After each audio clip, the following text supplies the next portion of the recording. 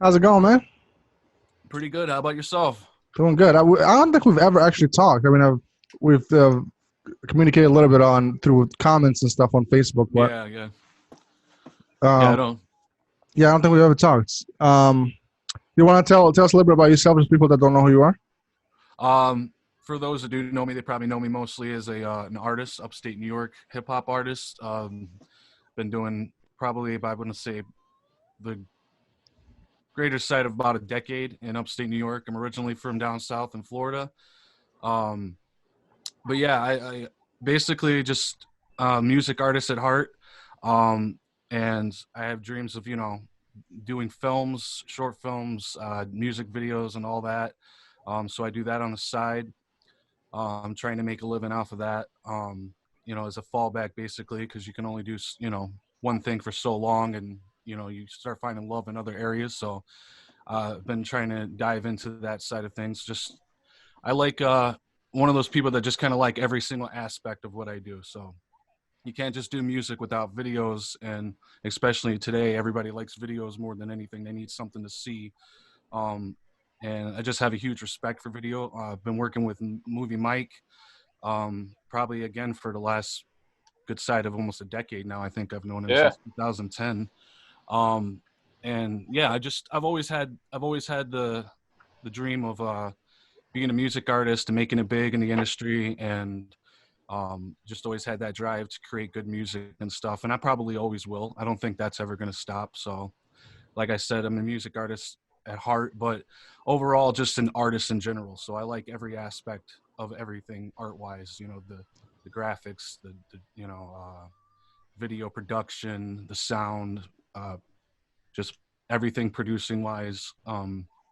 But yeah, I mean, if you know me, you know my music. So that's basically it. That's my hobby, my dream, my goal. Everything is music related and film related. What do you go by as your AKA for music? Heavy, just Heavy. heavy or heavy set. Either one of those. when did you drop the set from there? What's that?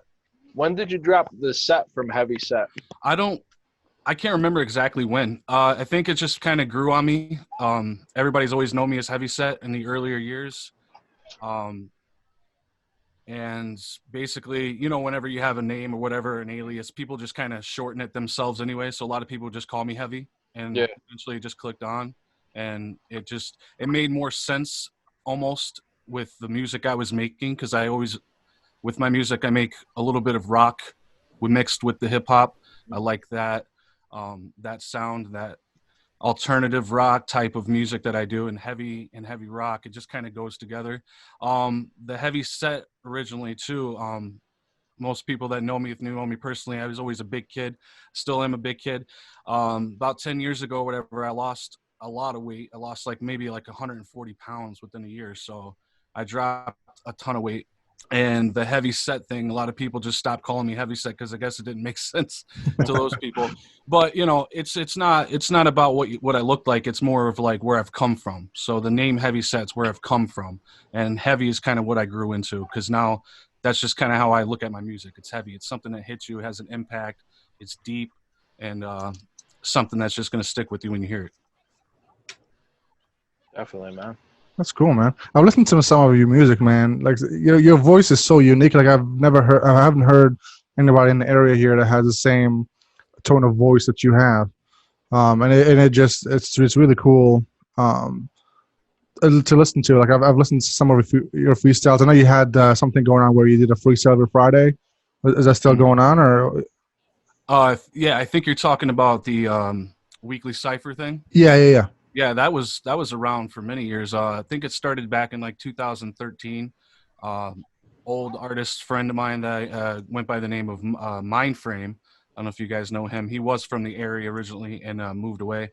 Him and another person from I think Michigan started up the cipher page, and I instantly got involved in that and started uploading some. And this is it's a long time ago now, but I mean, it was fun. And everybody was, when it first started off, it was something new, and all the artists around the area were getting involved, which is really nice. We've tried throughout the last few years, I've tried personally myself to kind of revamp it to try to bring it back to life and get people involved. But it's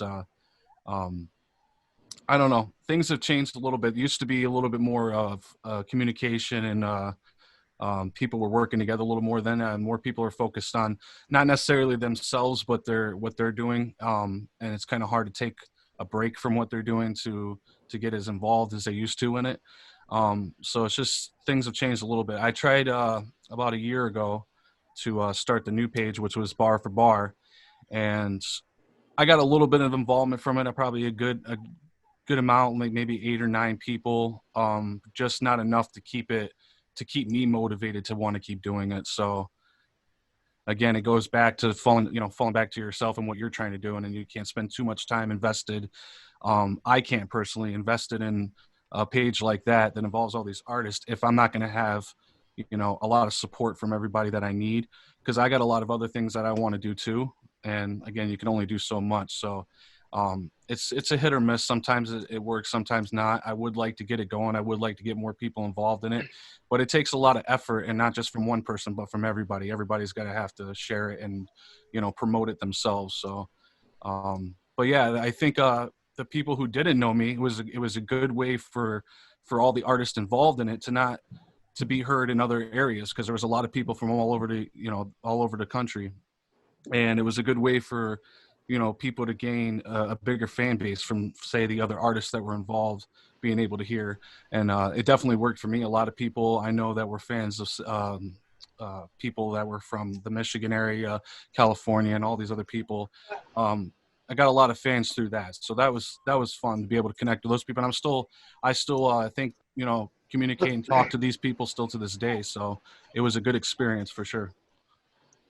Do you think like having too many social media apps and too many websites where you can put your music out there and stuff like that, does it stretch you too far that you don't have anything focused in one spot? You know what I mean? Yeah, it depends. It depends on who you are as a person, an artist, and what you're capable of doing and how much you can handle on your plate at one time. I know if you're trying to take things serious and you're trying to move up, you're gonna have to have a broad, array of different sources, whether it be media or this, that, and the other. I know, like, not even a couple years ago, I was doing shows nonstop, like all year long. I open up for many artists: Bone Thugs, Chris Webby, Fred the Godson, rest in peace. I mean, the list goes on. Plenty of people, but I was constantly focused on doing the show. So when you're in that show mind frame, if you're about to go on tour or something like that, it's hard for you, to take time out. I mean, yeah, you can get on your phone when you're free and you can, talk to your fans, upload some of your stuff, but something as simple as trying to shoot videos in that time frame is not easy to do either. But I mean, me personally, I've always had, I've always been driven to nonstop. And like I'll be shooting the videos, I'll edit the videos myself. I'm doing these shows. I'm out on the road, communicating, still doing the weekly cipher thing if I can. So it does take away from the amount of focus you can put on one thing. That's for sure. But if you find a nice balance there, it can work. But it's so easy to get caught up in one thing, and it definitely does take away from everything else you're trying to do. It's very easy to get sidetracked. That's for sure. Yeah, it's I noticed that I haven't really following the hip hop scene here, and when sometimes I try to look to see what the new artists are doing, and it just, to be honest, I'm just embarrassed that they call themselves hip hop artists, and it's nice to see local artists here at least staying true to what hip hop is instead of Right. following the trend of the new wave, and some of the stuff that's happening in hip hop game is just it's embarrassing in my opinion. You know what I mean? Yeah. Have you thought about going that route of straying away from your style just to get more people involved, or are you happy with the way your style is going? No, that will just destroy you as an artist. I feel like if you have any type of originality, you need to hold on to it. But I also think, with that said, there's a lot of up and coming artists, people that are trying to become inspired. And if new artists are out, you're a young artist, and there's new artists out that are inspiring you, that's just how it's going to happen, because you're in that time frame. You know, I grew up in the earlier age of the, you know, the 90s, the NWA and the Bone Thugs and Harmony, and, you know, Eminem, and, you know, all those artists. And that's just what I take from it. So when you hear me, there's a lot of that inspired me. So you're going to hear some of that. But I'm also, I wouldn't say necessarily inspired by new artists, but it's just I think it's a part of evolving. Your fans that loved you in the beginning, their taste in the music that they're listening to, that's going to change too. So yours does as well. You shouldn't stay stagnant. You shouldn't stay in the same place the whole time. You need to evolve. You need to grow, and you need to listen to your fans. You need to listen to yourself. And I think there's a good way to stay original and stay who you are. But I think for me, mostly, it's just trying to perfect what I started in the first place. So where I started off at, and trying to build that and become better, but at the same time absorbing all this other stuff that's coming in. So it should happen subconsciously. It shouldn't be forced, and you shouldn't have people like, you know, say, you know, you're not going to make it because you're too old school or this, that, and the other. That doesn't matter. There's a fan base out there for everybody. That's what the whole point of having different genres in music and hip hop is for, is there's going to be somebody out there that wants to hear it. But in order to grow and become better, and I feel like, you know, sell your music and just get out there in general, you're going to have to open up your mind to new things. Just don't dive right into it without, you know, and lose everything that you worked for in the process, because again, you're going to destroy yourself and your reputation, and you're probably going to lose sight of what you were after in the first place if you do it that way. So, yeah, I feel like it's definitely necessary to have, because everything's going to keep changing. Everything's going to keep evolving. And like you said yourself, you have a different taste than maybe the people that listen to the new stuff today, which is fine. But you want to be able to grow with the artist too. So if you're a fan and you've liked him in the beginning and you don't now, then, you know, you can only hold on to people for so long, but you can't stop yourself from growing and becoming, you know, and staying relevant, basically. So that's the way I look at it. You don't want to change who you were and who you are, but you also don't want to stay stagnant and in the same boat forever. You want to talk about somebody who's stayed the same way forever? Jadakiss. What do you guys got tonight for the Jadakiss versus Fab? I got us. For me, if you're asking me, I have to say Jadakiss all the way. That's when you talk about my top 5 favorite inspirations and favorite artists, he's right there in that mix. Yeah, me too. And again, like, yeah, he's always stayed the same, and he didn't have to change, because he made such an impact in the beginning of his career, with the Locks, that's what I'm talking about. You don't have to change if you got a fan base and people that are riding for you, and what you're doing is working.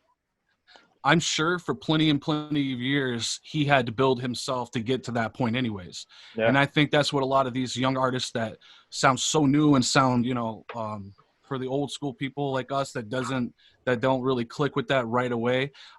Those people are going to have plenty of time to build and get to where they want to be. And they might sound like other artists now, but I think everybody does in the beginning. I think everybody does take inspiration pretty heavy in the beginning stages of their career before they find themselves. So Jadakiss, same thing. He found his niche. He found where he was perfect at, and he never had to change after that. But yeah, I definitely have to pick Jadakiss for that, hands down. Not taking anything away from Fabulous, but to me, completely two different artists right there. And I think you said something really cool there. That if you something is not broke, don't fix it. You know what I mean? Just keep doing the same formula if it's working for you. Yeah. And I think Jadakiss is found his niche when he started. Seemed to be taking off, so he just kept doing the same thing. Yeah. And I mean, it hasn't worked for him. So why not stick with it? Yeah, for him, I think it's content. It's not. Some people don't need to keep keep moving up. If they like where they're at and all their fans like where they're at, it's not about changing or doing anything to evolve in that aspect, but content. It's got to be hard for an artist that with that talented to keep coming up with this new content, because that and staying relevant. But I think he does an amazing job of doing that. I wish that Jadakiss would put out more music videos, like for the popular songs on his albums. Like, it seems like when you hear a single on his album, there's no video for it. Yeah, he should put out way more videos. He should put out more videos. And then the ones he does, like, that's another thing that you guys have to understand about artists too, is or artists should understand about their fans. Your favorite music isn't going to be theirs. Mm-hmm. You're not always going to put out stuff that you sometimes you have to put out what they want to hear. And I think that's the whole point about videos in general, I think too, is I've said it 100 times before, but if you're online and you're looking at new stuff, you want something that's going to pop out to you. And not everybody is fanboys to the sense where they're going to go look and listen to a whole album. You want to capture eyes of new people that have never heard you before, and videos are definitely the way to do that. Like, if you're going down your timeline and a video pops up, there's a good chance you're going to check that out if it's it's something that pops out to you. But real fans of Jadakiss are going to go buy the album. They're going to go listen to it. Yeah, I was gonna say, when you have a fan base that's big, yeah, you don't really need to do a music video anymore if you know you're gonna get that the money back. So, and if you notice, a lot of the old school people have not been making any, even if they release new music, you don't see a lot of their music videos out there. They're just not doing it. They make most of their money out of touring, or even if they're releasing new music, they're gonna tour with that new music and make more money out of it. Yeah, if you're going where the money goes, doing shows and selling merchandise is number one by far. Yep. That's pretty cool. Have you? You said you opened for Bone Thugs and anything? Any stories or anything fun that happened in those concerts? Yeah, 2014. I was only doing live performances for maybe a year and a half, 2 years at the most. And in 2014, after I linked up with Three Kings Entertainment, which is the label that I pretty much claim and I work for, and an amazing group of talented people there. My manager at the time, I was Melvin Bliss, and we had a promoter, Jordan Robbins. Shout out to those guys.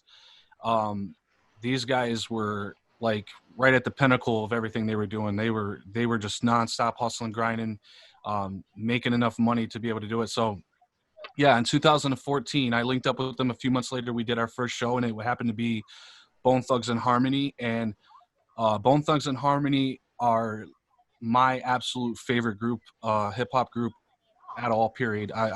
Bone Thugs and Harmony and Wu-Tang, those are my two favorite. It was a dream come true. It was really kind of hard to grasp it too. And that was just like, it was overwhelming. And the amount of support that I had from my fans just grew substantially, because once they, because when you have, like, say, your best friends and your family and stuff, I know that they'll support you, but it's kind of hard for those people to really help you, if I could say that, because nobody wants to feel obligated just because they know you or just because they listen to your music to help you out, share your music, and do this, that, and the other. It really is on you to do that. And I've gotten a lot more support from people I've never met before and I don't know, than I do my own friends and family. And there's nothing against any of those people. Again, it's not on them. It's, but when, like, me as a fan, if I hear some new music and I like it, I'm going to share it. You know what I mean? But if it's somebody I've been listening to forever, I kind of feel like it's just more personal for me. I'll enjoy it myself, but it's not something I have to share. But yeah, we did that show. I think it was in Poughkeepsie. And it was crazy. It was a good crowd. And there was after I did my performance, we went into the back. There's like a back parking lot area where everybody kind of hangs out, that's goes out to smoke or whatever. and there was a friend of mine also was another artist with Three Kings Entertainment who performed with us that night, Rico Fly. Again, rest in peace to him too. He's passed away since, unfortunately. But he yelled my name out and told him that, and I'm not somebody who battle raps. That's not what I do. I'm an artist. I like to just create content and make it. But he put my name out there. It's like, whatever, fuck it. I'll do it. and yeah, it was fun. Like, and I destroyed the kid too. And he wasn't really happy about it, I guess, but he ended up getting his ass kicked in the back there in the parking lot. Got it all on video, actually. Probably could find it for you guys. But yeah, it was just everything that happened that led up to the end of that night it was monumental to me. I'll never forget any of it. It was a dream come true. And that was like, that's what I was always, my intention was from the beginning, was to stuff like that to happen. It wasn't about making money. It was about creating music that people liked and then being able to perform it. And the energy that you get, there's nothing that I don't think anything can beat the performing your music live and whole group and a whole audience of people just being completely lit and fucking loving it. So that was the first real experience I had with a huge crowd, and to be able to open up and right before my favorite hip-hop group came out, it was out of this world. There's nothing that can describe how great that felt, and I don't think any amount of money would have been able to top that. Yeah, it's pretty insane. I love Bone Thugs, so that's kind of cool. That's memories gonna stick with you for the rest of your life. Yeah, that's pretty neat, man. Speaking of concerts, there have been no concerts for the last few months because of COVID. Do you think that's how do you think the artists are holding up with this? Because it's a lot of it is their bread and butter, right? When it comes to live music, that's how they make their money, yeah. especially local artists and independent artists. I mean, it's a good and a bad thing. It depends on what you do with it. I think it's a perfect time right now for all these artists that were doing shows all the time to find something, or whatever maybe they weren't putting their dedication and focus to. They can do that now to help not just grow as an artist, but also their fan base, because there's a lot, as we get into the future, there's a lot of things that we're not needing like we used to. And some of it's good, some of it's bad if you look at it that way. But with social media, there's a lot of artists, like old school artists. I mean, I was there myself too in the beginning, where I wasn't really too prone on being the social media type. I wanted to make music and show and put it in a CD and play and have people driving around listening to it and do shows. But today it's hard to do that. So it's more about people like listening to you online, or buying your songs off iTunes and things like that. So I think it's a good time for people to focus on everything they weren't doing, aside from doing the shows. There's other things that you can do to keep yourself relevant, to keep yourself motivated to keep going. So it's not really a bad thing. Like with the Jadakiss and Fab thing, that's a way for these artists to give back to their fans right now, but also to keep their fans active with those people's career. Yeah. Because if you're not doing shows, what are you doing? So it's a good time for people to just put their focus in different areas. If it wasn't something they were doing before, then they can start doing it now. So Right. It's just what you do with it. You remember when we saw Griselda and the Locks live? Yeah, that was crazy. That was at Upstate Concert Hall. Yeah. Which Upstate Concert Hall, I don't know if people know about it. It's out in Albany. I think it's called Clifton Park, actually. But it's right next to Albany. I've performed there many times. I opened up for Bone Thugs and Harmony twice, and the second time I opened up for them was at Upstate Concert Hall. And the line of people to that door, they had two lines of people. It was so big. The sidewalk all the way down to the end of the plaza, and then from the actual road, I don't know if it was a highway or county road, I'm not sure, but from the road going towards the door, there was a second line. And before half of those people made it to the door, the tickets were sold out, and we already sold all the tickets we had.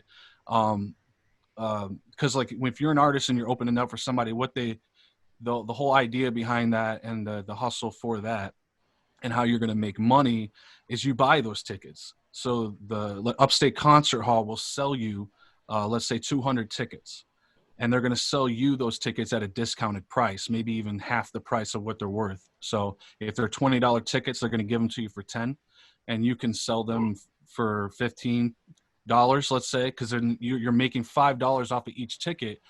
But it's easier for the artist to sell that. I don't think a lot of artists think this way. They're just trying to make a quick buck, but you want to get all those tickets gone, you're going to sell them for 15. So if the ticket's 20 and you're selling them for 15, you're going to get rid of those tickets a lot faster, because the fans that are going to see Bone Thugs think they're getting a deal. But you can sell them full price too. And if you got your support from your fans and support from people that are going to want to go to the show anyways, why not buy from the artist that's trying to make a name for themselves and trying to make some money? So that's the hustle there for selling tickets. Nobody's going to go open for these big name artists and get paid to do it. The only way you get paid is if you hustle and you sell these tickets. So you put people's asses in the seats in order to make some money off of it. But we sold all that was the, I want to say it was about 200 tickets, but we sold it within like 3 days. It was Wow. crazy, the amount of support we had, because everybody was still coming off that high from the first big Bone Thugs and Harmony show. Here we are a few months later opening up for them again. And now we got people hyped. We got people like, oh, these people are legit. This group is talented. Like, maybe we should get on that bandwagon. We should start supporting them. So if there was anybody that didn't show up to the first show in Poughkeepsie, they were there at the second one at Clifton Park. And it was, like I said, it was sold out. You couldn't even move in the crowd. And that's another cool thing about it when you're an up and coming artist and you're doing these big shows, is you can still be in the mix. You can be in the crowd with all these people, and these people don't even know you're about to be on stage performing, and it's kind of cool to get that interaction, because eventually when you become too big of a star, you're not going to be able to do half of the stuff you do now without being swarmed by fans and stuff. So it's nice to interact with these people that, and then to be able to perform for them. So that was kind of cool. But you also, another good thing about it is that you're VIP. If you're an artist and you're open up, you're VIP, you're backstage, you get to meet these artists and talk to them and see, their story. And I remember when we opened up for Chris Webby, he was at Upstate Concert Hall too. And everybody on my team was back there. I wasn't back there at first, I don't think. They're all back there, and everybody was like, and this guy's like a super heavy smoker. So he was like, I think he had like 6-7 blunts rolled up. Oh my God. Passing them all around. Everybody's back there getting high. And yeah, he was just a really cool, down to earth, laid back guy. And just like anybody else was. And it's just cool to interact with these people that, you're kind of starstruck from at first, but just to realize they're just like you. They just live in a different life. That's all it is. But it's a cool experience for sure. But I owe a lot to Upstate Concert Hall for a lot of the shows that I've done there.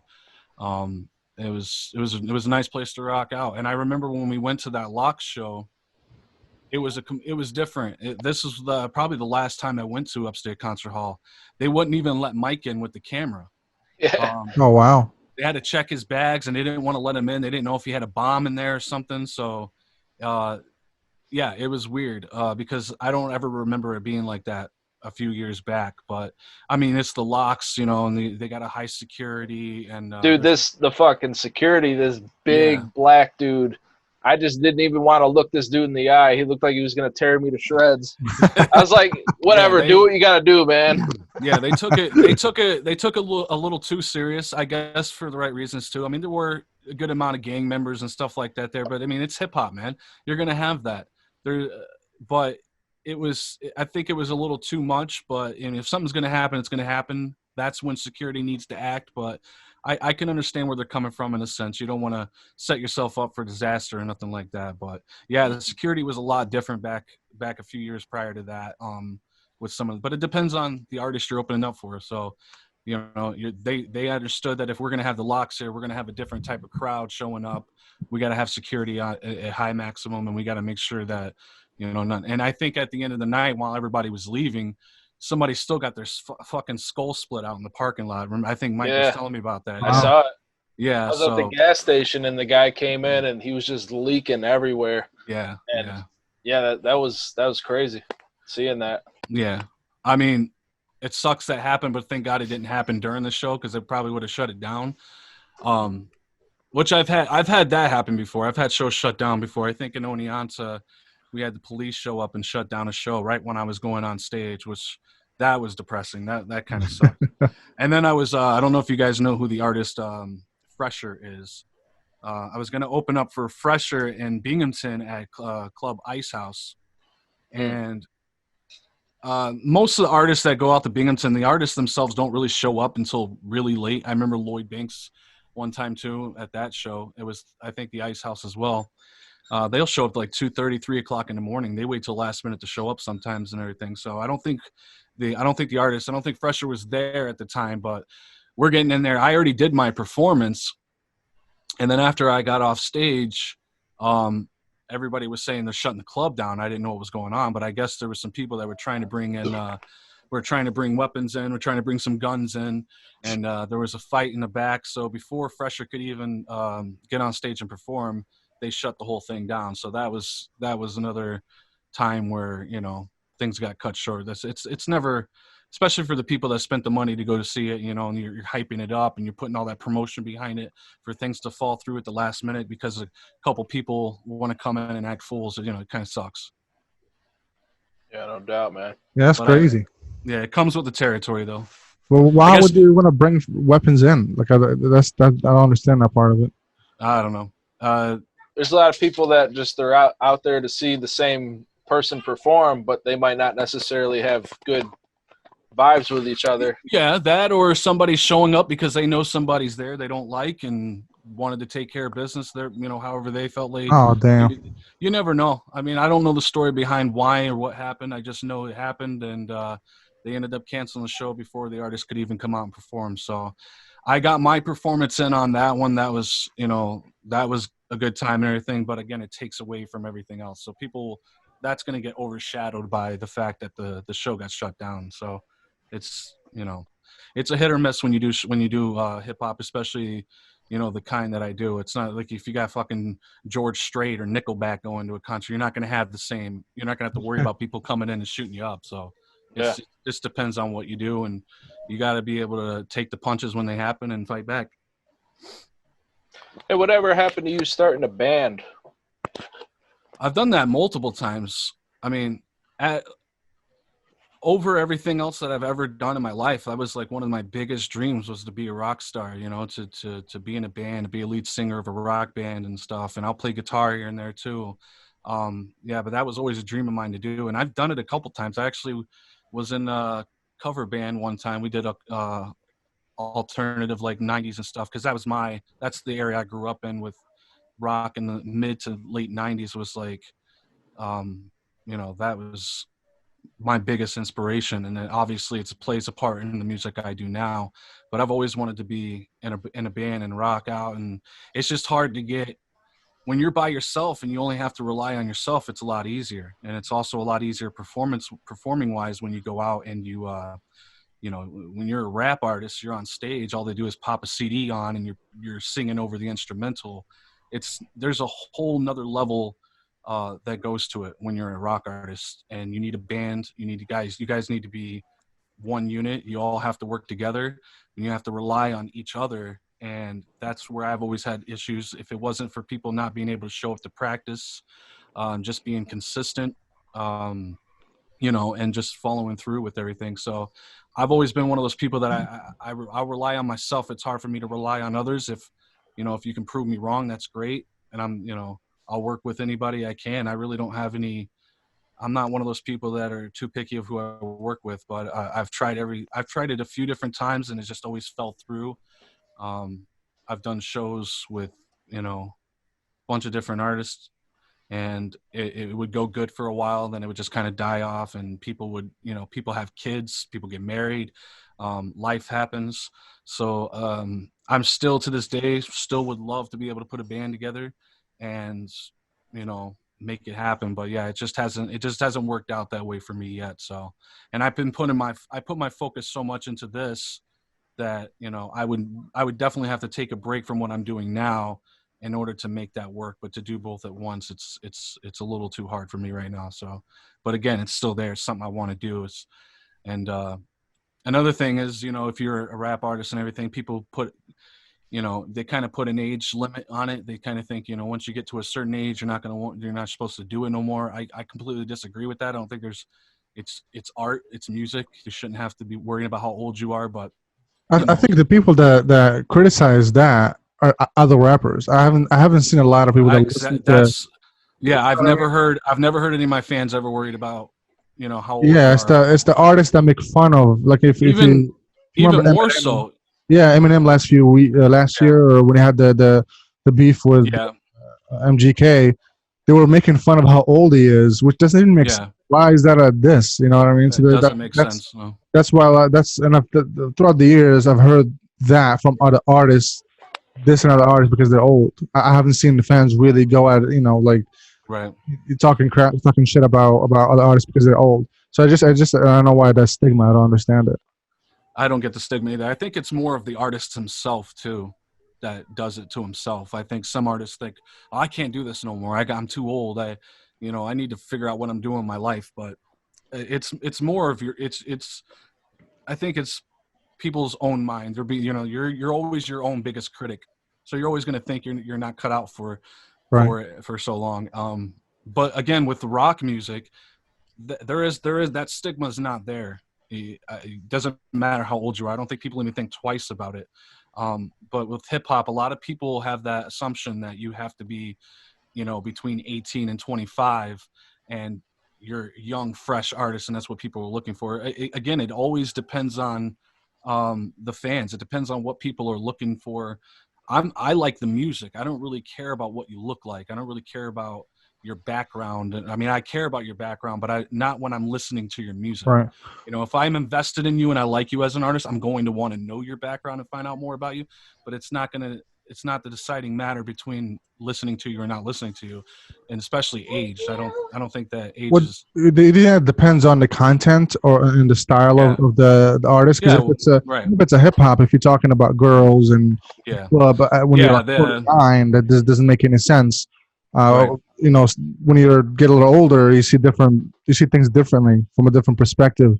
So I think Right. staying in that lane is just not going to make sense for people to listen to. But if you change, talk more about real stuff, or however you want to switch it up, just to Right. make it, make it match your growth. You know what I mean?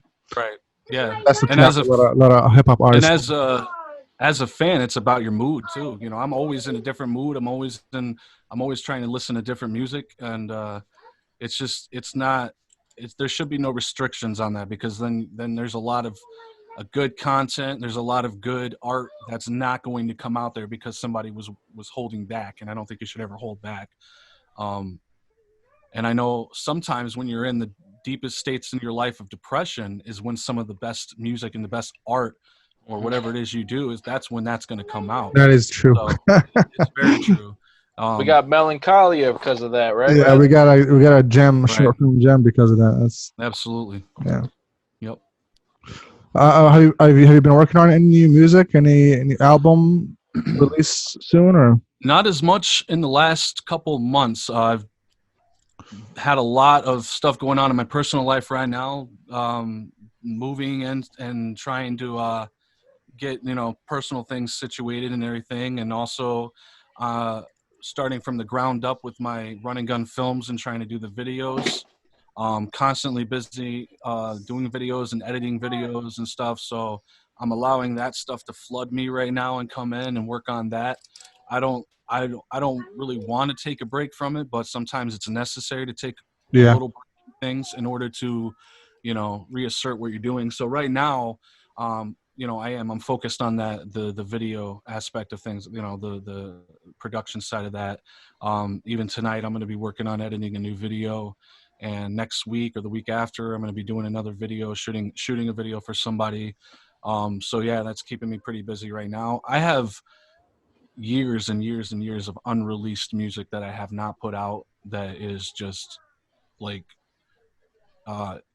it's really starting to catch up with me and starting to piss me off, to be honest with you, because I feel like that's what always has been my issue, is I don't really make one song. And that's a lot of artists today will make one song and they'll spend 1 year promoting that song, making the video and this, that, and the other, and selling it. If not just one song, but a couple, they'll focus on those. I was making music like 2-3 songs a day for a long time and not focusing on getting it out there and promoting it properly. So I just had so much in me that I wanted to get out, and I was always putting the material out, but not taking a step back and like, okay, what am I going to do with it?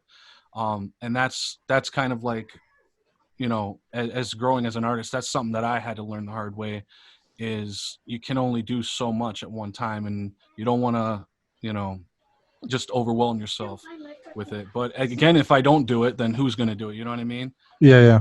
So it's a back and forth. That's the battle that I have with myself, is the finding balance between putting stuff out there, being able to take the time to promote it. Like even the last video you guys saw, if you guys saw the last one, the Take the Pain Away, just got done doing that video. That was with Mike too. There's the one in that abandoned building, right? Right. The conspiracy one. Yeah, that song is years old now. I think it was 2016 or 17. So it was a song that I've always wanted to do a video for, but never could do it justice, so I didn't do it. But to the fans out there, they never heard that song. So it wasn't something that fans have been waiting for and expecting to see a video for that. It was just one of many songs that I've made and produced that just sat around and floated away because I didn't do anything with it. So that's what I want to do now. I want to focus more on making videos, taking the songs that I have done and doing something with them before I move on and start making more. Even if just for the next couple months, you know, and if something comes to me and I want to make a song and I get that, you know, that drive to do that, then I'll do it. But right now I need to focus on getting people to hear what I've already done, because I put a lot of effort and work into that. So that's what as I'm growing, I'm getting older, I'm understanding that's what I got to do. You can only do so much at once. Sometimes you just have to take a step back and just, and once you do that and you start looking at the bigger picture, taking a minute, just thinking about what you're going to do next instead of just rushing through it. I think it helps you, even you, to come up with something more creative in the long run. So that helps out a lot. And I see you've been doing some streaming, right, for games. Yeah, I've been a gamer my whole life. You know, I actually the last 4 or 5 years I wasn't gaming at all. I don't think I did much at all. I'd still buy them because I wanted to play them, and my girlfriend would end up playing them, and I'd watch, you know, whenever I have a chance. But I wasn't really getting into it the way I wanted to. But as a kid, you know, I was always a big gamer and always loved games, always will. But you know, ever since the COVID and the pandemic thing happened, a lot of people are home a lot more. Right. And so I'm using some of that time to do that. I'm just one of those people, man. I do so much. I can't focus on one thing. It's probably my ADD. I don't know, but I can't keep myself, you know, set on doing one thing. So the games, I want to do that, you know, and eventually, you know, you can only do something for so long. I mean, right. Before you start losing interest in it. I don't think I'll ever lose my interest in music, but the passion and the love that was there when like a couple of years ago when I was doing these shows, it's not as substantial as it was then. I'm not as hyped to do it as I was then. So it's good. Like, again, I'll take that break from it and I'll have some fun doing some other stuff and finding out what really I want to do, and come back to it with a different outlook. And I think that's the way to do it. But yeah, as far as the gaming goes, yeah, I mean, I'm doing it anyway, so why not let you guys, right, why not stream? Why not let you guys enjoy it too? If something happens, then that'd be great, you know, let it kick off. I'm on Twitch, stream on YouTube, and doing it on Facebook.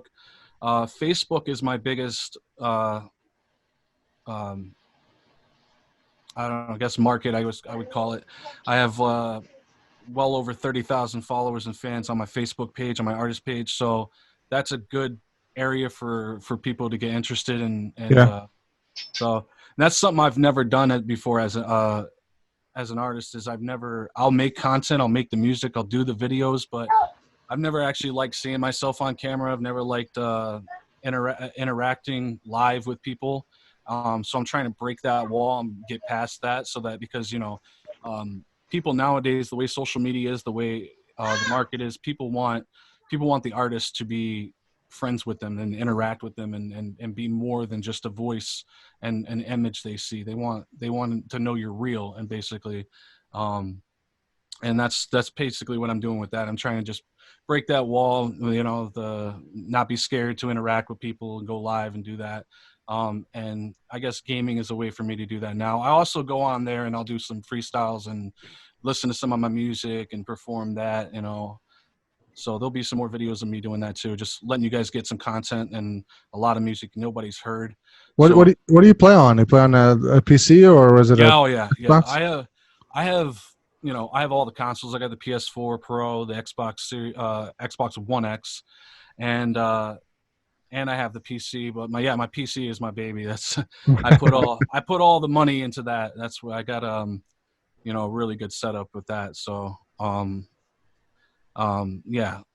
playing Call of Duty, Modern Warfare, and Warzone and everything on PC, and I love the fact that it's cross-play, so you can play with everybody else on other consoles. But I'm on there. With the PC, you got the benefit. You're playing. I can play on this computer. I can get up to like 150, 160 frames a second. Oh, and with games like Call of Duty, that's an advantage for sure. Yeah. I didn't know you were on Warzone. We'll have to play sometime. Yeah. That's why I say I love it, man. Is that the new one, right? Yeah. Yeah, I'm on that too. We should all play together. Yep. Yeah. I'm on there. So, yeah, I've done a few videos with that too. But yeah, and anytime you guys go on, we can live stream and everybody can watch. So yeah, that'd be cool. Yeah. I played with Nico actually just once, but that was fun. We were playing regular. I don't know what the modes are. I usually collect the money. Yeah. But we were playing one of those modes, and I was getting crushed. Yeah, I get crushed too because I didn't play for years. So it's crazy to see. Like back then, it was hard because people were monsters on it, but now people take this shit way too seriously. Yeah. Wow. So everybody wants to be a professional gamer now. Yeah, man. but that's the beauty about streaming. People think that you have to be really, really good to be a streamer or nobody's going to want to watch you. It's not that. It's the fun of it. Yeah.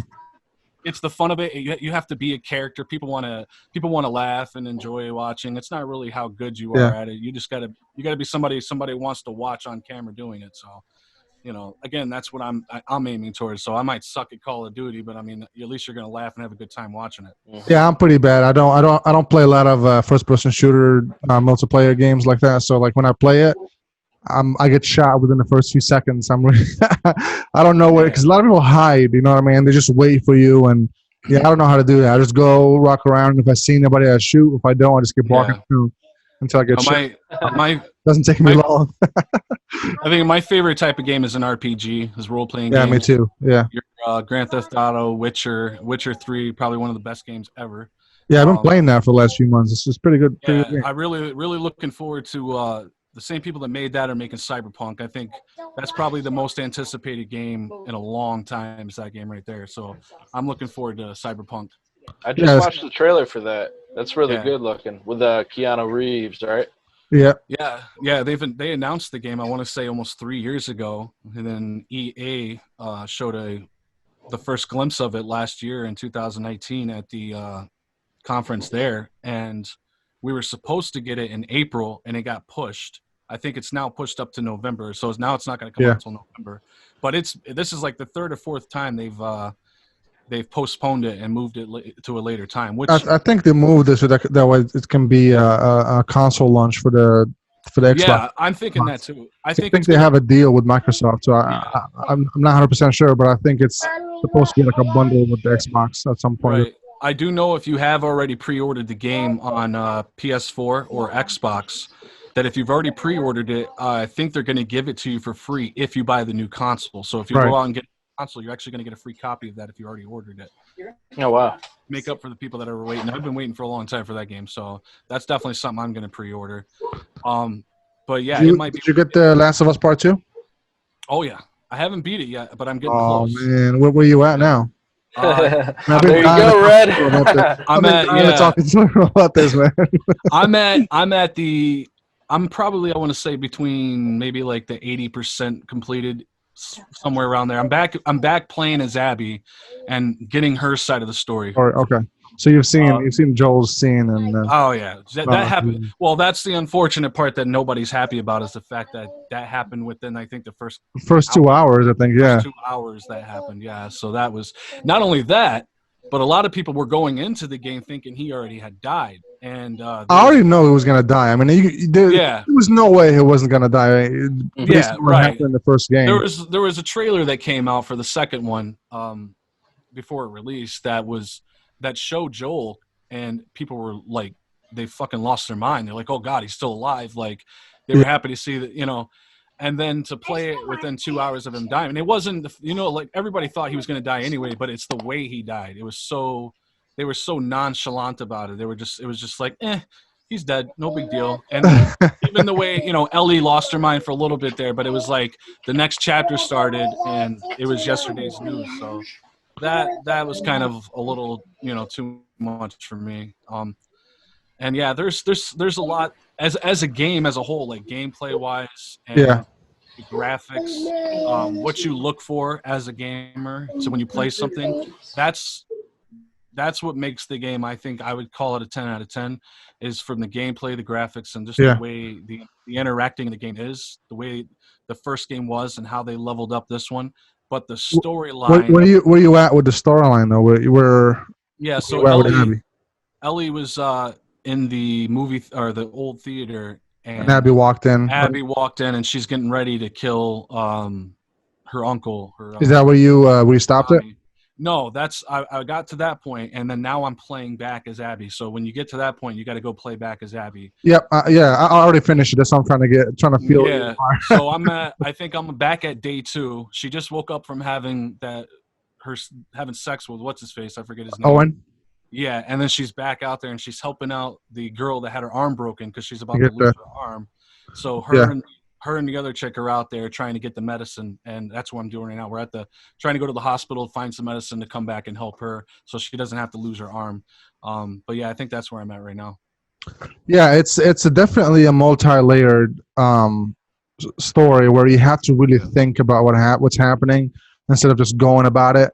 And it blew my mind, man. Like by the end of it, like I teared up so many times throughout the game. Yeah, that's the beauty of it, though. The games are slowly transitioning into the movie era. You know what I mean? They're not just, you're not playing things just for gameplay no more. You want to be. I don't think any game's doing that.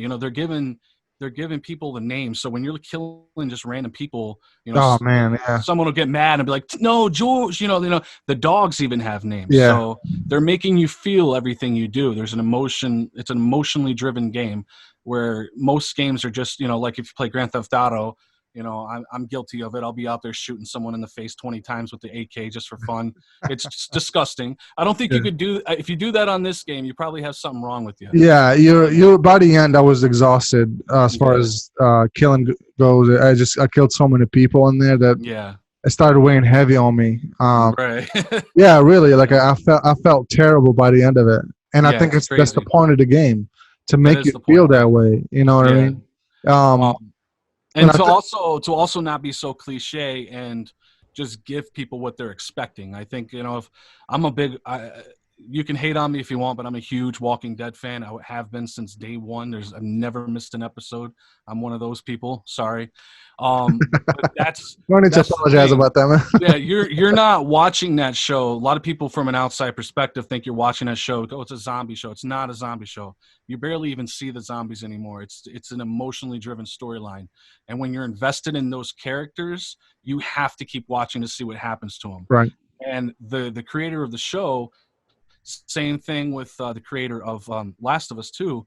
They're not going to give you what you expect. If you expect it, and you can, at the end of this, you might smile and be happy, like yay, but it's not. You want to walk away when you play something or watch something. You want to walk away like, oh, that gut-wrenching feeling, like what if this, what if that, but it didn't happen the way you wanted it to, and now you have to keep watching, you have to keep playing, because now you're literally, there's an obsession that grows into that. Like you can't walk away from it. It's an addiction. So that's what that show, it kind of reminds me of The Last of Us.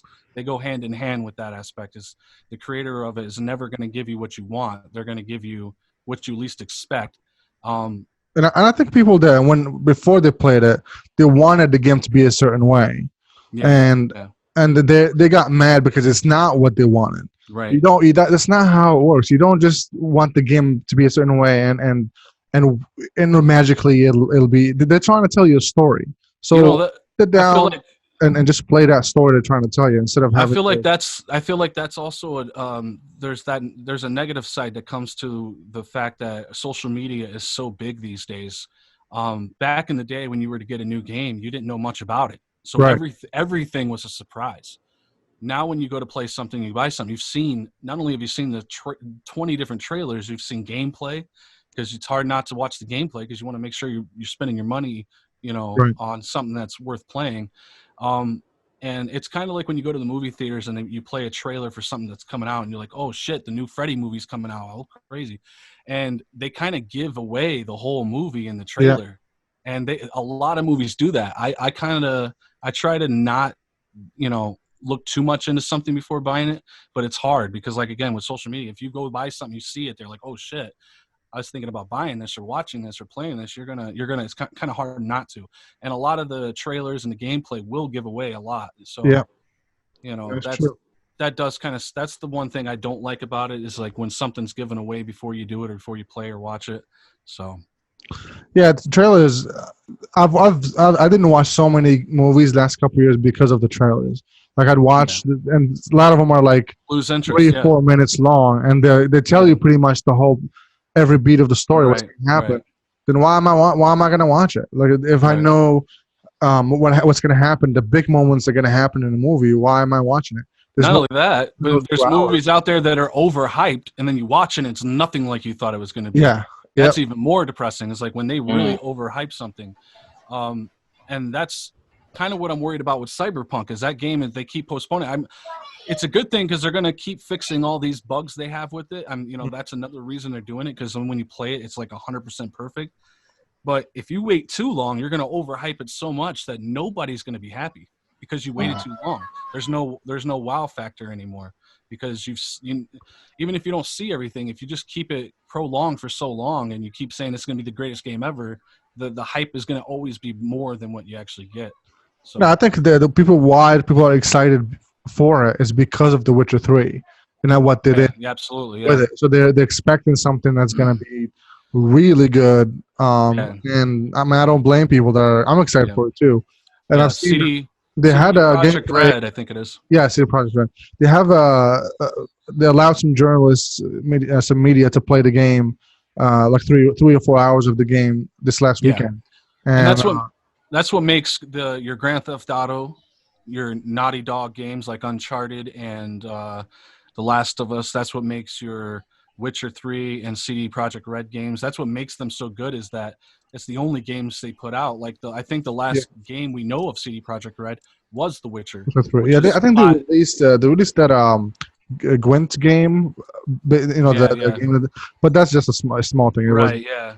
So, they spend years upon years, 5-6 years at a time making one game, instead of like your annual games like your EA Sports and the NBA 2Ks and stuff like that, which comes out every year. You're not going to see a huge leap forward from what you had the previous year. So your expectations are high, but you're not going to get much. So that's nice. It sucks to have to wait so long, but I bet you when the new GTA comes out, it'll be worth the wait. Right. No, I agree. Are those real trailers that they're dropping, or are those just fan made? There is not one single clip at all released yet for GTA 6. Yeah, I saw some of those trailers, but it looked like it was in the same city as the fifth one. Yeah. And what you guys are seeing are PC mods. So somebody's playing GTA 5 on a PC and it's modded. So the mods, you can get insane graphics with that. So yeah, from what you got day one on your Xbox to what you can do on your PC with mods, it does look like a completely different game. It's going to look a lot better. But graphic wise, what you're seeing is going to be a lot closer to what you get with GTA 6, but none of that is real. No, it's all fan made. You know what's going to be a big fucking problem for developers is trying to match Last of Us Part Two's graphics. And it's playing in a PS4. Look how good it looks on a PS4, right? Yeah, well, I'm wondering how, like, it's gonna be really interesting to see the new games that come out for the PS5 compared to that, and then Tsushima coming out here in a couple. Yeah, if you guys look back at when every new generation console comes out, I've never remembered it being that huge of a leap forward. That's what the Last of Us game is a really good example to use. The Last of Us 1 came out literally within the last few months that the PS4, the PS3 was going into PS4. So you got basically the pinnacle of what a PS3 was capable of with The Last of Us. So you're not going to really see how good the PS5 is or PS4 is until you get The Last of Us 2, and then so on and so on. So it's going to take a few years for the developers to start creating games that are really taking advantage of the new hardware. So don't expect too much at first, but yeah, you will see people that have been working on games for launch that are specifically for that console. But if it's a game that's on other consoles too, they're not exclusives, they're not going to be as good, I don't think. Yeah, I agree with you there. And it's going to take a while.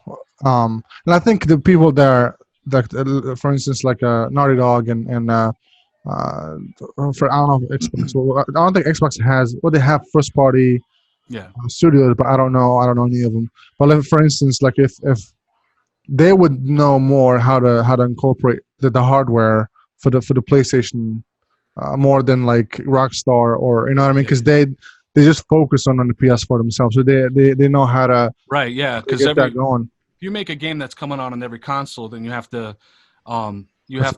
optimize it for all of them to work. So you are gonna have to limit yourself on how far you can push it. So if you were to, let's say the Xbox One X, which is the most powerful console, sorry Sony fans, but it's more powerful than the Sony. It doesn't mean that the Sony games aren't the best. I mean, I think Uncharted and stuff like that, I think they have better games, but there's more power on the Xbox. So if you make a game just for the Xbox, you'll take advantage of all of it. But if you're going to make like GTA or something, you got to restrict yourself. You're not going to be able to push it as far as it could go because it has to go on all these other consoles. Otherwise, you're going to put a game out that looks really good on this system and it kind of looks shitty on this one. So you have to optimize it and make it look good on both. So the exclusives, though, that's why the exclusives are always going to be the best games. For your Gears of War and your Halo are always going to be obviously optimized for just that console. So they're going to look better than most other games. And the same thing with your Naughty Dog games. They're only for Sony. They're only for PlayStation. So they're going to look a lot better on that system. And the ones that are for all the consoles and for your PC, they're going to look better on PC because PC is always the winner. Thank you. Thank you. Yeah, I game on PC too. I got a PC, PS4, and the Switch. But I agree with you 100% there. I don't understand, what does Xbox have that's exclusive right now? I know that Gears got released like 2 years ago. They don't have enough, and I hope from what I've heard, that's what they're veering towards with the new generation, is they're gonna finally step it up in that area, because they don't have many. You got your Gears, you got your Halo. That's it, right? No, there are more, but not all. What's that? Was it Anthem for Xbox? Yeah, Anthem's another one, but that was a huge letdown. No, Anthem was for all of them, for PS4, Xbox, and PC. Was it? Yeah. It was a BioWare game, but that was a huge letdown. That game was another game that was overhyped, and I think at the last minute they realized what their budget margin was between what they can make from it, and they kind of made some sacrifices in order to try and make their money back for that game. And another game that was like that, even on PlayStation, I think, was Days Gone. That was a game that was hyped for probably a good 3 years, and it was good. It was definitely good, but it wasn't nowhere near what the hype was about. So if you guys keep your eyes out for the E3 trailers and you watch the game come out the following year, they make these E3 and then retail comparison videos, and you can they're not. You can see. So, but The Last of Us actually got better. I was gonna say, they upgraded the graphic instead of having to But I think when they showed the first ones, it wasn't on a PS4 Pro, right? It wasn't just on a regular No, just PS4. the original was only on PlayStation 3, and then No, the no, no. PS. The trailer, the first trailer. Oh yeah, because it was so long ago. Yeah, Right. right. So They were able to, a PS4 Pro is 4K, right. and Yeah, that makes sense in a way. yeah, definitely. I didn't think about it that way, but that's probably why, because it was an older version. Yeah, the new Pro. I'm sure they're going to do that with the new consoles too. Give it another good 4 or 5 years. I think that's what they're starting to do. They're starting to make the new generations are starting to last longer. We had the PS4 and the Xbox for almost 8 years. Yeah, it was. We used to get a new console every 5 or 6 years, not even. Um, so that's changing. I think they're, and within the next few years you'll have an Xbox Series X Ultra or some shit like that. It'll be an upgraded version before they go out and release another one, because this is the way technology works, man. If there's so much money to be made in the market for upgrading something. So yeah, I don't see a new console coming out for probably a decade. That's my bet. I bet it'll be 10 years before we see actual new console come out. I think everybody's gonna go digital after this one. Yeah. They're gonna get rid of discs and be only. Well, they are. That's what the Yeah. the PS5 right now you can pre-order is digital, or you can get the one with the CD. Yeah. And if you get the digital, you're not only saving money, but I think you get more space on your hard drive, the SSD. So I think a lot of people are going to save the money and go digital. There's not a lot of people that go buy the CDs anymore. I haven't bought a CD in like 2 years. Yeah. So yeah. I think a lot of people are going to go that route. I think sale-wise, I don't think it's anybody's intention to not want to get the better or the system that is capable of having CDs. But I think money-wise, it's affordable. I think it's only going to be like $300 or a little bit over that. So that's not bad. Yeah. And I think when you purchase digital, like the money goes straight to Sony's pocket instead of having to go through GameStop or Walmart. You have to pay them. They get a part of it, right? Yeah. That's a good point. So it makes them more money that way too. So it's a good lane for them. I don't think the Xbox is going a different route. The Xbox is going to do the Xbox Series X, and they're going to do the Xbox Series S. So there'll be a little smaller box instead of the air conditioner. The fridge. There'll be the smaller one that is probably. I think both new consoles that are coming out are going to be capable of 8K gaming, and even though there's no 8K games out right now, I don't think anybody even has an 8K TV. But there will be, so they're future proofing that. But if you get the S, that one's going to max out at 4K, so it's the same thing, but you're not going to get as much. Probably won't get as much space on the SSD, and it's not going to be able to do 8K, I don't think. So it's up to the person what they really want from it. There's a lot of people out there right now that still have the Xbox One S or whatever it's called. I can forget. I think that's called that. Which is just basically the same thing as the X that I have, but it's not. And it has 4K, but I think it's not as powerful. So your games will run at like 30 frames a second, but on the Xbox One X, they can all run at 60 or higher. Yeah, I used to have the Xbox One S a few years ago, and I traded it for a Switch. I couldn't. Yeah. But it's interesting to see how things are gonna go next few years. Yeah, we're a gaming family, dude. We got all the. My girlfriend has the Nintendo Switch Lite. My son has one. I'm not a real handheld person, so I just do my PC, and we'll have the Xbox and the PlayStation. And I don't know. I don't know if I'm gonna.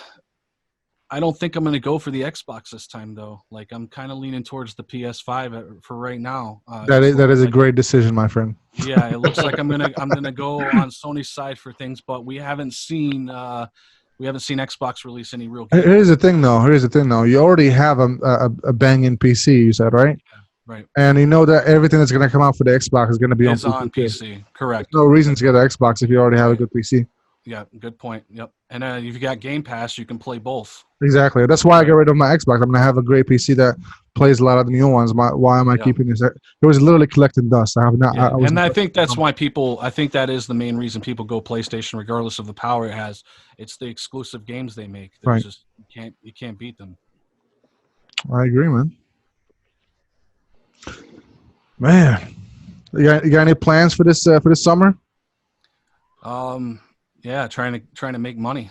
This is gonna be the year that I'm trying to just get myself situated. I don't even have the job that I had laid me off about a month ago too. So now I'm full time producing, editing, and all that with the videos, studio time, things like that. Just trying to make money on the side, and still, I think it's been about a month and 3 days, and I still haven't gotten any unemployment money. I know a lot of people are struggling with that. Some people are getting it, some people aren't. I'm one of the people that haven't gotten anything yet, so hopefully that'll kick through soon, and I'll be okay. But that's all going to be done and over with probably by the end of next month, and I'll have to look for something else. But in the meantime, I figured I'd try to make as much money as I can and keep myself busy doing videos and music. And if there's enough money to be made there, then I'll continue to keep doing that, because I mean that is the ultimate goal for what I do, is to make a living off of it. So it just depends on how much you're willing to work, and I'm willing to work. So I think there'll be a good amount of money to be made there. Are there a lot of artists out there that are doing music videos? And this, Yeah, that's the I feel like that's the safe spot, is music videos. There's always somebody that's looking to do a music video. Some of them will do one video, and then the next week they want another one. So, and then so on and so on. So yeah, that's a good lane, and there's always money to be made there. It's a lot of work. It's consistent, but it's money. Some artists are willing to spend more for higher production, and I can do the higher production. So it's what I'm trying to do. I know there's what I want to do is filmmaking. I want to get into short films, do films, be in films and stuff. And that's like what I really want to do, but there's not so much money in that. That's more of my personal hobby, what I really want to do. So you're not going to make that much money from that. But if I can get some gigs doing some weddings and stuff, there's a lot of money in doing weddings. I know, between a grand or two, if not more, doing weddings. So there's always that. But yeah, I mean, it just depends on how hard you're willing to work and how much you're trying to put on your plate at once to do. But yeah, I'm taking a break from making music right now. I have plenty that people can still hear, obviously. So it's not like I'm taking a break per se from that, but I'm going to focus more on doing some videos for now and getting some people more content.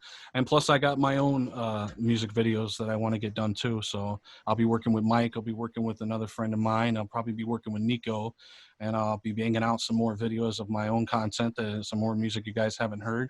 So you can have some pretty dope visuals to see some of my new music too. That's cool, man. What's your favorite part of the video production process? I was gonna ask him that actually. My least favorite part is waiting and processing, because that sucks. But no, I think my favorite part is it's like a mix between the color grading and effects. I love the editing. I like editing more than I like shooting. I know Mike is a light guy. He loves the lights. He likes making the shot look good, and without that, there is no good quality there. But my favorite thing is to have it once it's done, to have it in my hands and be able to produce it. I like to produce. I'm a producer at heart with music. I like producing the music more than I like even making it sometimes. So it's video, same thing. I like producing. I like the color grading. If you were to just film something on a camera and put it out there, it's going to look just like any other camera you use, unless you do some really, really good color grading and visuals to it. So it's a lost, it's the entity. I feel like it's the soul of a video, is the way it visually and color wise looks on screen. So a lot of people don't see that. If you're not a producer yourself, you don't see that when you watch it. But as a producer, it's the best part for me. I like to make something that looks normal look like a Hollywood movie. And editing wise too, with music videos, it's all about your transitions. And with film, short film, stuff like that, it's about audio, the music, and like the build up and for scenes and stuff. So yeah, I mean, production is definitely my favorite thing. But I'm a color grader, so I love color grading. What do you said you want to do short films and stuff. What is it that you want to do? Like what is it to focus on as far as job and actual? I mean, everything. Film. I think the only limitations for a run and gun shooter like myself is action, because with action, there's a lot more elements to it. You have to have props. You have to be willing to invest more money. There's, CGI, things like that, a lot more time in the studio editing it. So there are some restrictions, limitations there that I'd like to get rid of to get into the action. But I mean, as far as everything else, I think, from my personal experience, I think horror and like scary thrillers are not just the easiest, but the most fun, because it's there's so much you can do to build suspense in a shot. And I think audio is like, it's 50% audio, it's 50% like the climax of the scene. But those are the scary stuff. Those are a lot easier. Suspense and thrillers, drama, are easier to build, to build a scene for. So yeah, I'd like to get in the action, but there's a lot more to it than meets What the is it eye. that you want to do as far as the job in actual? Like, did you want to direct or shoot or edit, or which part were you interested in? Yeah, I think producer. I like to write this. I would like to be able to come up with. I'm very artistic with like the writing and stuff too. So I would like to be able to be a writer, to be able to create a script and see my vision come to life. I would definitely dive into the directing side of it and all that. But it's kind of like, at the end of the day, the most important thing is how somebody produces it when it's done. You can take some god awful shots and make something out of it, but you can't make a god awful shot look good without the production side of it. So it's kind of like the most important in my mind, is making sure that each shot looks 100% the best they possibly can. So yeah, I mean, I would like to write the scripts and stuff like that. I wouldn't necessarily do the lighting or the directing so much, just producing. That's cool, man. Yeah. We need you then. I was gonna say for our next short that we're filming, if you want It's to like, it's funny because come around. it's the one thing that a lot of people that were involved in films and stuff it's the one thing they don't want to mess with. So it's true though. I mean, a lot of people I've worked with and met and known that are into filming anything, it's like, it's kind of the one thing that you kind of dread at the end of a long day of shooting, is knowing that you're going to go have to sit in the studio and produce something for, and not only that, but do it justice. But I that's what I enjoy. I like the hard work. I like that part of it. That's pretty cool, man. Yeah, I was gonna say our next project, if you want to tag along and help out as much as you can, that'd be cool. Yeah, definitely. We're always looking for people that are talented to join the team, so that'd be pretty cool. And I'm always looking to do it. So I do know that this coming, I think I want to say it was the 18th or 19th. There is, I don't know. I know Mike knows them. I don't know if you do, but the DVA Ruskies are shooting a film or a web series that they're going to be working on about post-apocalyptic scenario. And I am trying to get casted into doing that. So I'm looking forward to doing that and being involved in that and the filming of that. I told him if there's anything else I can do editing-wise stuff that I'm willing to help out. But I don't know.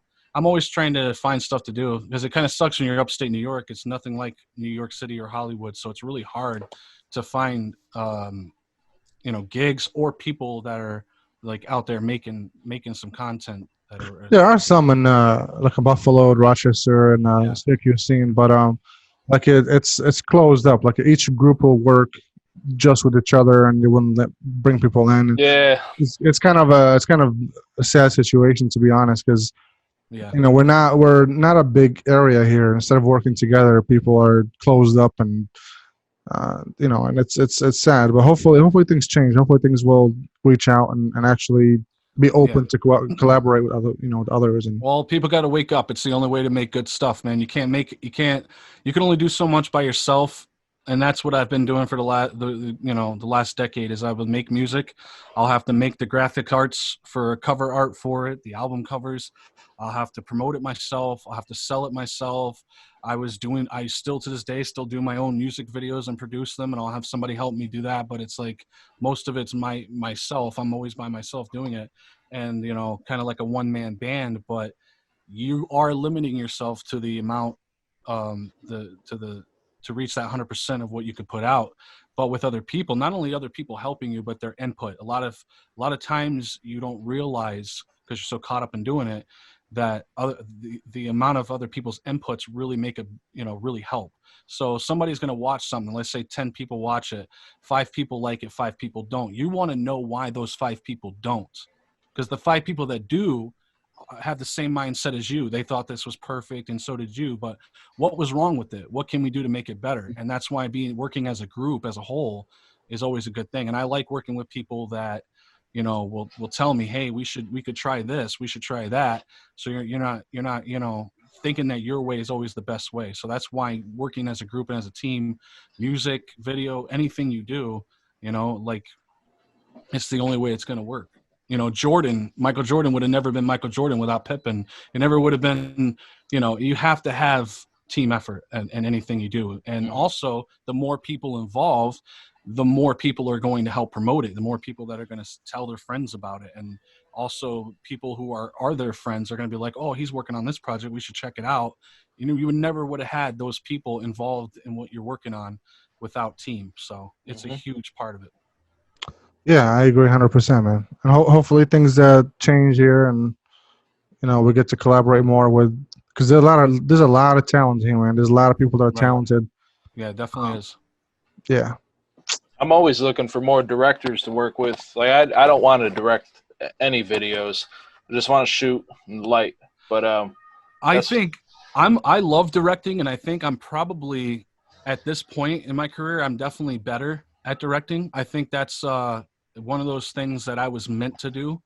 But I enjoy the production side of things. That's what I enjoy doing. But it's not necessarily what I'm best at. But I am definitely, no matter who I'm working with, I'm like, I always have really, really good ideas.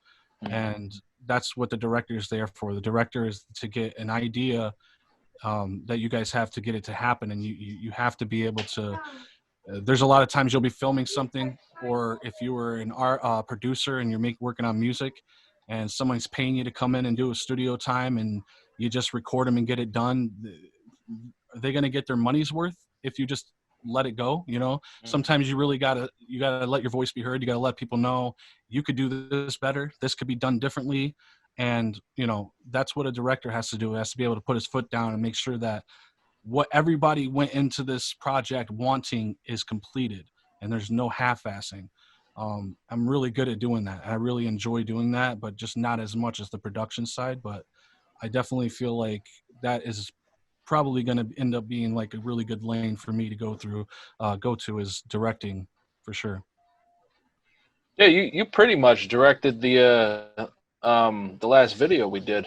Like, it was all your idea, and I just helped you make your vision come to life. Yeah. Oh, yeah. We've worked together so many times now. It just happens. Things kind of fall into place, Like, I think we both go into it knowing what we want to do, and I'm just reassuring that happens. You know what I mean?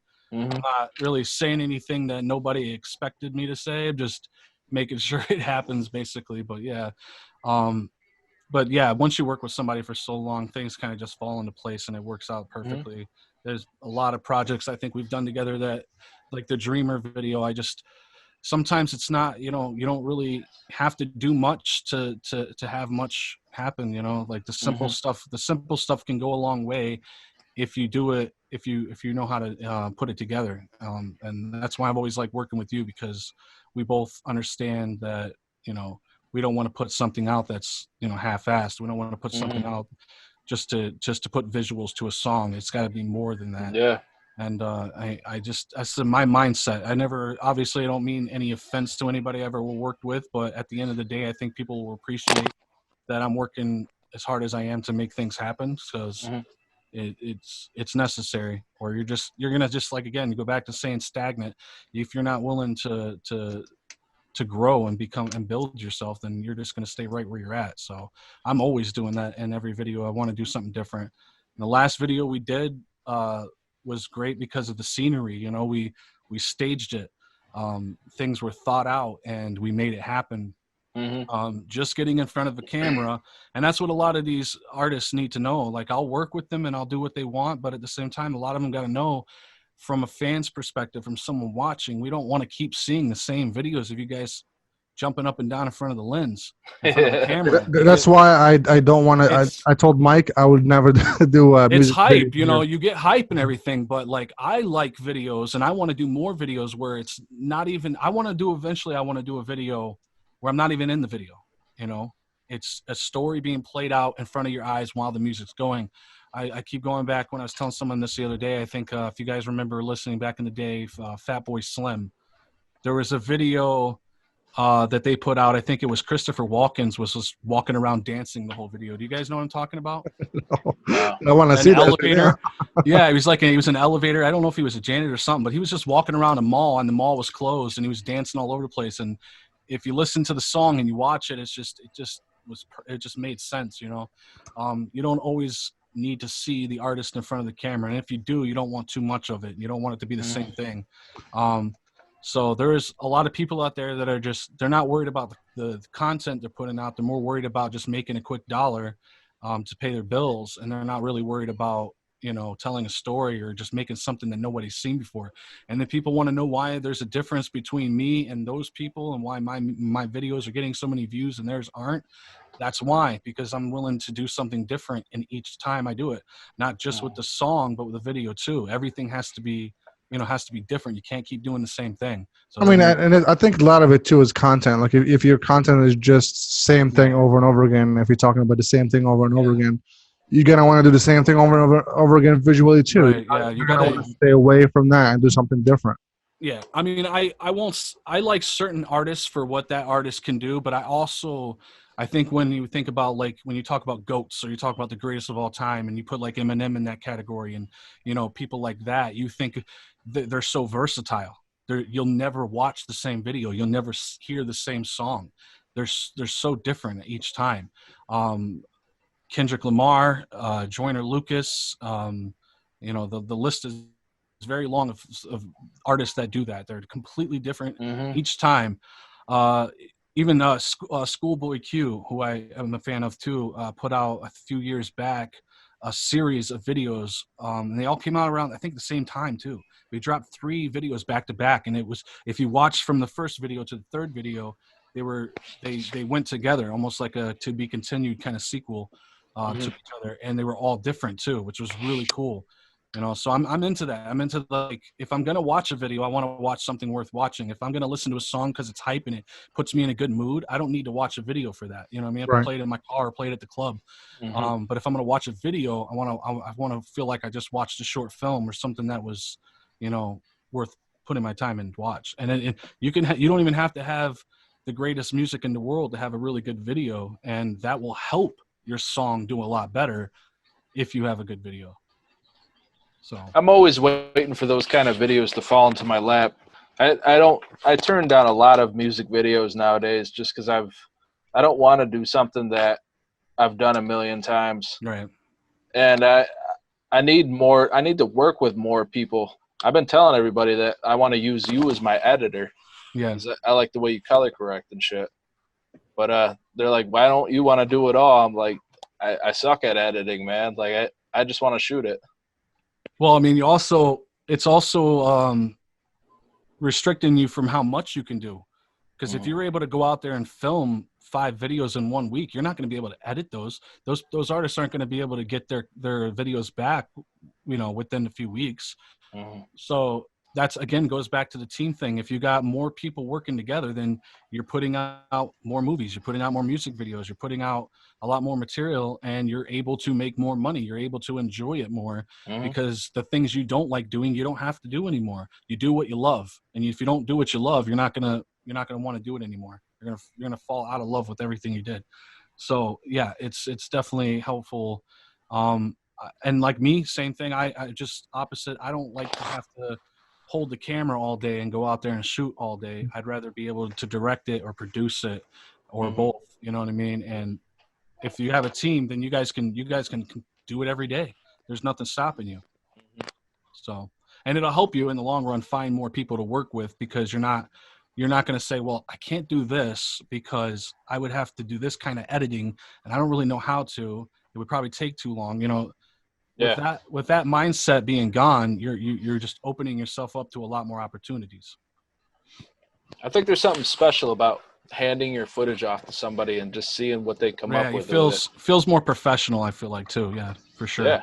Yeah.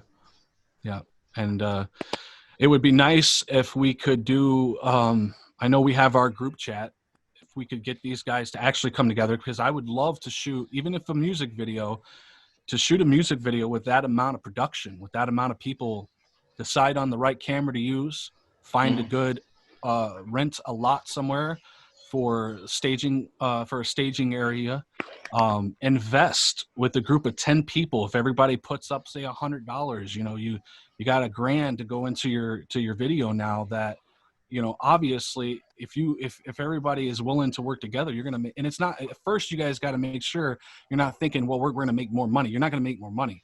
You're going to be spending money because you're going to get your level of production so high that you won't be taking these quick $200 video jobs anymore. You're going to get calls, you're going to get hit up and emails from people in the industry, and you're going to be doing bigger budget, you know, things for those people. And also working with more people, there's going to be somebody in that mix that's able to work marketing and contacts, so somebody can find the right people to work with that are going to be able to not only, you know, afford a video like that, but do it justice, you know. So I really wish that everybody could work together on that. And, you know, same thing goes with artists and musicians out there. When we say work together, we're not talking about 10 people come together and make one song together and make like a cypher kind of song. That's not what we're talking about. We mean, like, if I'm about to put out a project, all of us need to push that project. And same goes for each and every other artist involved. We push each other. So one of us is going to blow up. One of us is going to make it. There's no ifs, ands, or buts about that. I know for a fact, if you have multiple artists backing you up and helping you out, and your fans and each of their fans on top of this guy's fans and your fans, something's going to happen.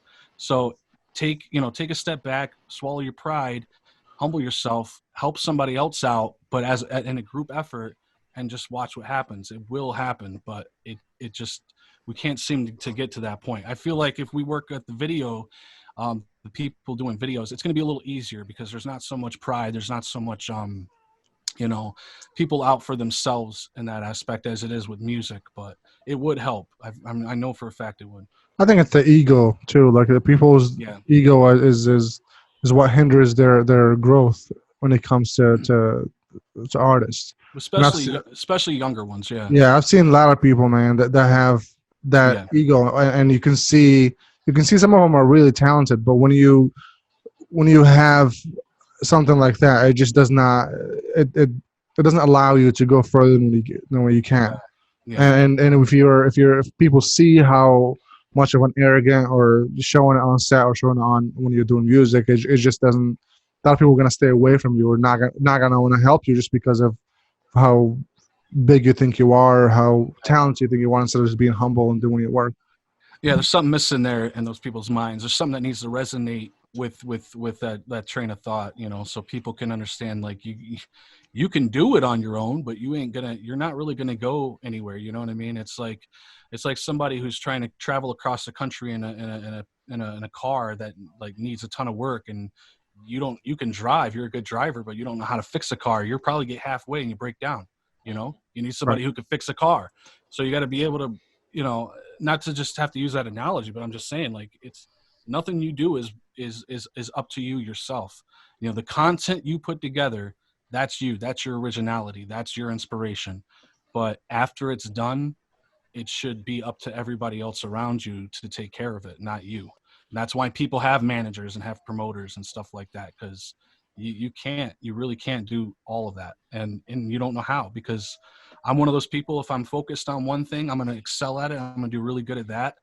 But what then? You know what I mean? What after? Yeah. So that's what I'm good at. Let me do what I'm good at. You do what you're good at. Let's work together. 100%, man. Where can people find you online, man? I am on YouTube, and I have my own channel for my music. It's Heavy Heavy Set 607 on YouTube, and then also Run and Gun Films on YouTube. So you can find me on either one of those.